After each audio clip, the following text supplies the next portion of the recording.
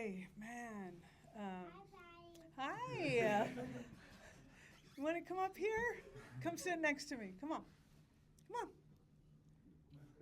on. Oh, she's got a ball. She could do it. It was a tough. They're tough. They're tough. Our pitching staff was put to the fire, and I'd say they got scorched a few times, but they never surrendered, which was important.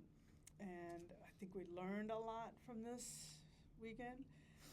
It's very tough going back to a doubleheader, too. As much as we had the day off, we still, I think, legs looked heavy for both sides in that second game.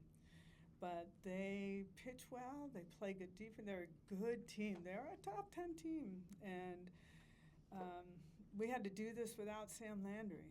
And that's the beauty of all of this. And our hitters clutched up real timely, some good base running. We made a few mistakes here and there, and that's going to happen when you're really trying to make big plays. But I'm really, really proud of this group because we didn't know what it was going to feel like as a team. And it was pressed on us here at home, and we stepped up to the challenge. Start with Bob. Audrey, I mean, those first two games are 10-9. I don't know. I want to say pressure is the right word, but your mindset going into a game like today. I think I was just really motivated just to kind of hold them back a little because they were just taking lots of swings. So, I mean, I was just there for the other pitchers, picking them up during the first two games and being in the bullpen and just really preparing. James? You know, Patty, softball's such a great game. You look at the contrast, the first two games and everything that went on, and you throw a freshman, even though she was highly regarded coming in, you still throw her out there, and then you get the 2-1 game. And what does it say about the sport and how crazy this is? The two scores were almost identical. It's back and forth, and then I guess it turned out that Audrey was our secret weapon that we've been hiding, but it worked out really well because those other pitchers have been pressed pretty good. So it's really a good feeling to know that she can do that against a team like this. Jesse and then Chad. Yeah, Patty, along those lines, what does it say about the team where you get the offensive fireworks those first two games, and then that third game's a real defensive battle that you guys are still able to find a way to win both those types of games? Yeah, I'm not going to speak for them. I'll speak for me. My feet are on fire. My legs feel like they're going to fall. It's part of age, but it's tough because they're moving a lot. They're standing a lot. And they're not in the most comfortable shoes, being cleats. So they're grinding. And am I surprised that there weren't fireworks in the second game? No, because I could see it on both sides. I could see that the energy was starting to drain a little bit. So I'm proud of our team for standing up and battling up and finding ways to win without the home run ball or, things like that. And this one had a lot to do with that tonight. Now, let's take us back to the first game, really back and forth, but it seemed like for you guys, the offense, every time South Carolina had a big outburst, you immediately were able to respond, kind of like game one. What's kind of behind that, being able to immediately get your pitching steps back in both those two games?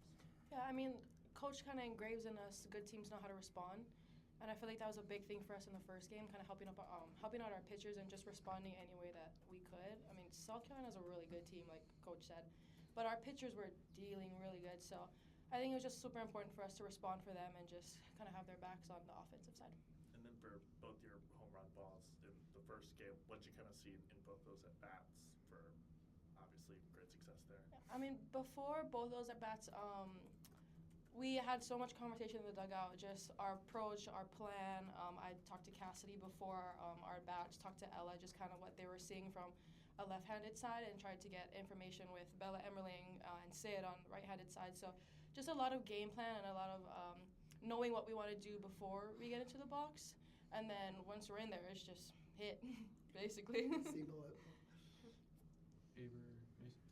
Yeah, Patty, I wanted to ask you about Cassidy Pickering's base running play there in the first. It looked like the play was almost over. It looked like just a regular first to third, and then all of a sudden Cassidy's I was completely shocked. I'm just like, what are you doing? And I thought for sure she was going to get thrown out at home plate. And I think if you see her reaction afterwards, she knows she was lucky to be safe. But she was kind of embarrassed. It was kind of a weird. She huh? came It was to me very and awkward. she was like, "Did I just do that?" I was like, "Yeah." So, but it sparked the team, which is something that we wanted to go into the game. We really always try to go in and score first, and so that was a fun way to do it, I guess. And then, Nelly, for you, you hear about Penny talking about how tired she was after this game. How are you feeling after this game and this series? A little beat, but this is what we trained for, so I feel like we had enough to kind of juice it up a little, especially Audrey coming out here and dealing. I mean, she had our back on that last game, so not bad, but Ready for some time off. Mason. Patty, it seems like Gabby is one too that's really locked in at the plate right now. Just Yeah. what are you seeing in her at bats right now? Ease, confidence, settled, takes good pitches, takes good balls, patience, like everything that she kind of wasn't at the beginning, because she was really trying to fight for a starting spot, and she's really settled into this and sees it well. Her swing is really sweet too. It's a good swing and solid, and she can hit gaps, she can hit it over, she can lay down a bunt, create chaos, which she did. So she's really fun to watch. She's really coming into her own. Guess you could hit that sign in the first. What's after, that? the other day. Mm-hmm. Like I gave her the home run sign and she bunted. So I think we got that mixed up. We got to sort that out. Patty, defensively, Lowry pitched to contact, weak contact, and got it. And I know you weren't perfect defensively, but even in the high-scoring games, you made some great plays to keep it in check. So defensively, again, didn't you prove that you guys are pretty good on that side? We're pretty good. We can't make every play, but we certainly try. I think I kept referring to Ilana Agbayani as making some really great plays up the middle, really fast, really hustling. What's really tricky with South Carolina is sometimes they just flat out square it up, and sometimes they kind of inside out it, and the ball is spinning. So what you saw with Pickering and what you saw with Sid is a ball that is jumping and spinning at the same time. So it's hard for me to fungo a ball like that and create that, and it's something I think we haven't seen in a long, I don't know, we haven't seen it at all, really. So it was interesting to see the challenges that their swings brought us. But I think when we needed those big plays, a lot of times we were there for them. The big outfield outs, man,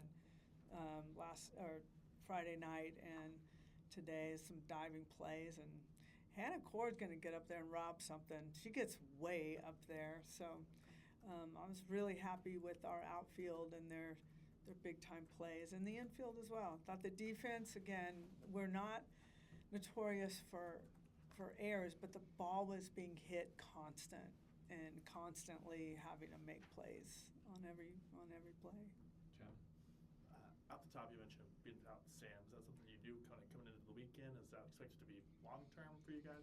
No, I'll say it now. She is